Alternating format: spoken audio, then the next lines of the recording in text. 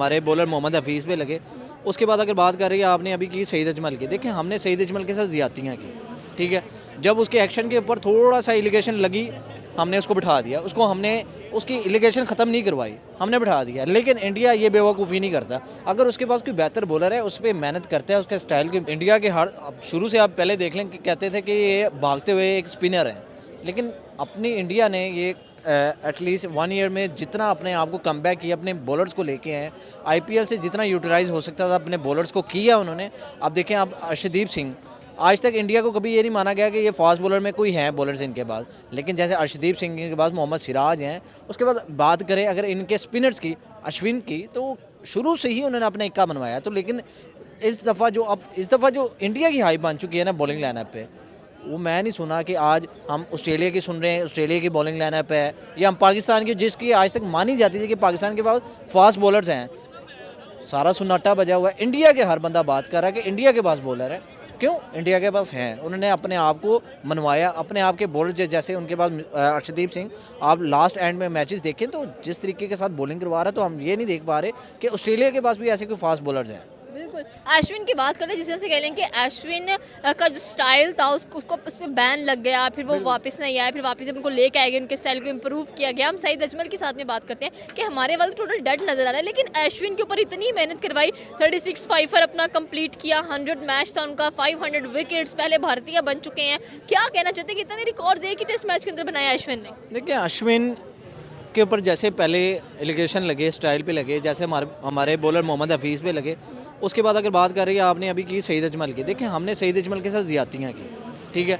जब उसके एक्शन के ऊपर थोड़ा सा एलिगेशन लगी, हमने उसको बिठा दिया, उसको हमने उसकी एलिगेशन ख़त्म नहीं करवाई, हमने बिठा दिया। लेकिन इंडिया ये बेवकूफ़ी नहीं करता, अगर उसके पास कोई बेहतर बॉलर है उस पर मेहनत करता है, उसके स्टाइल को इम्प्रूव करता है, जो एक तरीका होता है, जो उनके रूल्स हैं, जिस हिसाब से डायरेक्शन में बॉल को डिलीवर करना होता है, वो उस डायरेक्शन को लेके आगे। अश्विन ने वैसे भी देखें, आज तकरीबन 10 से 15 साल होने लगे हैं इंडिया में खेलते हुए, उसको इंडिया की टीम में खेलते हुए, इंटरनेशनल में, तो ज़ाहिर बात है। उसके बाद आपने जो इनके रिकॉर्ड्स तो इंडिया के कह लें कि ऐसे है कि हर बैट्समैन से लेके हर बॉलर के पास कोई ना कोई एक आधा रिकॉर्ड ज़रूर है, वैसे वो टीम में होता नहीं।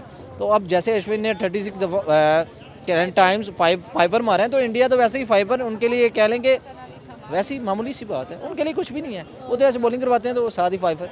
देखें, जिस तरह इंडिया की बॉलिंग लाइन बन चुकी है इस वक्त, वो यूँ समझ लो कि एक डेंजरस बॉलिंग लाइन है। पहले कहते थे कि पाकिस्तान का बॉलिंग पेयर जो है वो बहुत ज़्यादा स्ट्रॉन्ग है, बल्कि पूरी दुनिया में ये माना जाता था कि पाकिस्तान की जो स्ट्रेंथ है वो बॉलिंग लाइन है, और इंडिया की जो होती थी वो बैटिंग है।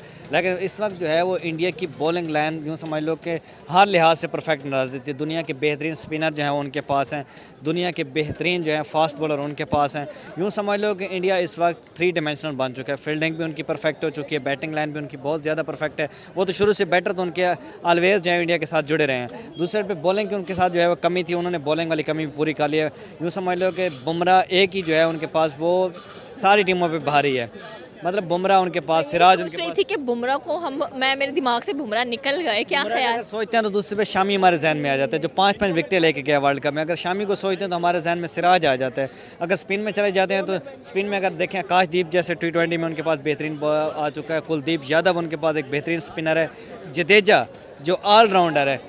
पूरी दुनिया में मतलब आप देखें, जडेजा जैसा कोई हमें नज़र नहीं आता। मतलब जो अगर बैटिंग लाइन जब टीम को ज़रूरत हो तो जडेजा परफॉर्म करके जाते हैं, बॉलिंग लाइन में देखें तो जडेजा परफॉर्म करके जाता है, और बैटिंग फील्डिंग एवरीथिंग परफेक्ट है इस वक्त इंडिया की टीम का। और बॉलिंग लाइन तो वैसे उनकी बहुत ज़्यादा स्ट्रॉन्ग हो चुकी है। पहले इंडिया मार हमेशा यही खाता रहा था, उनकी बॉलिंग कमज़ोर होती, अब बॉलिंग उनकी स्ट्रॉन्ग हो चुकी है। तो अब देखते हैं आगे वर्ल्ड कप में होता क्या है। बिल्कुल, आपने कहा कि बॉलिंग लाइन इंडिया की बड़ी स्ट्रॉन्ग हो चुकी है, आगे वर्ल्ड कप में देखते हैं क्या होता है। भाई, जिनकी बैटिंग बॉलिंग दोनों ही बड़ी स्ट्रॉन्ग चल रही हो, वो तो फिर मुकाबले के लिए भी डट कर आगे आते हैं। बिल्कुल ऐसे है, फिर लक रह जाता है। बाकी तो उनकी मतलब उन्होंने अपनी तरफ से पूरी तैयारी कर ली। इस वक्त जो है वो इंडिया के पास बैटर, आप समझ लें कि मतलब हर लिहाज से उनके पास बैटर बेहतरीन है। रोहित शर्मा जैसे बैट्समैन उनके पास हैं, जायसवाल जिस तरह उनके पास बैटर आए हैं, और मतलब शुभमन गिल हैं। अगर बॉलिंग लाइन में देखें तो बेहतरीन उनके पास बॉलर मौजूद है, दुनिया के बेहतरीन बुमराह, उसके बाद जडेजा, सिराज, कुलदीप यादव।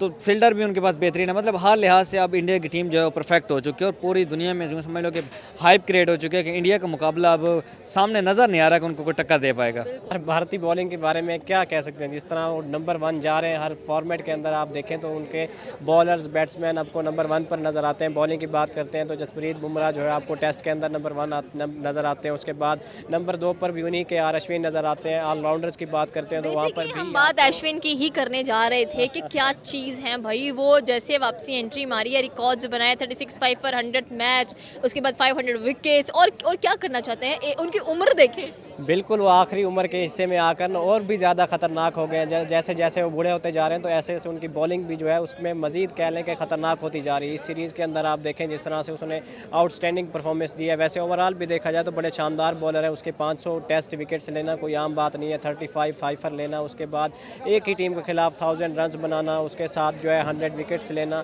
तो उनके जितने भी रिकॉर्ड्स आप गिनते जाएँ तो रिकॉर्ड जो है वो गिनती ख़त्म हो जाएगी, शायद उनके रिकॉर्ड्स नहीं ख़त्म होंगे जिस तरह के वो बॉलर हैं। उसके साथ साथ जो उनकी स्किल्स हैं, जिस तरह से वो हर आप जिससे भी बात करते हैं तो वो हर बंदा कहता है कि आर अश्विन की जो नॉलेज है क्रिकेट के बारे में और जिस तरह से वो हर दिन एक नया जज्बा लेकर आते हैं सीखने का, वो चीज़ जो है उनको जो है बाकी दुनिया के बॉलर से डिफरेंट बनाती है और इसी वजह से वो अभी तक जो है टिके हुए हैं और नंबर 1 इस एज में आकर वो नंबर 1 बने हुए हैं। उसके रीज़न पीछे यही है कि वो हर दिन आकर कुछ ना कुछ नया ट्राई करते हैं और नया सीखने की कोशिश करते हैं। और काफ़ी प्लेयर यही कह चुके हैं उनके बारे में कि वो जो है जो कह लें कि वो अपॉर्चुनिटीज़ और जो है उनको हर मौके से जो है अवेल यंगस्टर्स के लिए बड़ा हाई स्टैंडर्ड बनाते जा रहे हैं। बिल्कुल बहुत ही ज़्यादा उनका स्टैंडर्ड, शायद ही जिस तरह विराट कोहली का आप कह सकते हैं कि बैटिंग के अंदर स्टैंडर्ड है, वही स्टैंडर्ड आप अश्विन का जो है बॉलिंग के अंदर कह सकते हैं। जिस तरह से उन्होंने अपने आप को जो है कैरी किया, 37 ईयर्स के आई थिंक हो चुके हैं। इस उम्र में तो पाकिस्तानी बॉलर्स हमें नज़र ही नहीं आते कि वो कहाँ चले गए और वो जो है दूसरी तरफ नंबर 1 बने हुए हैं। तो इससे यंगस्टर्स को काफ़ी ज़्यादा मोटिवेशन भी मिलेगी और सीखने को भी मिलेगा कि वो क्या ऐसा करते हैं और क्या वजह है कि अभी तक भी वो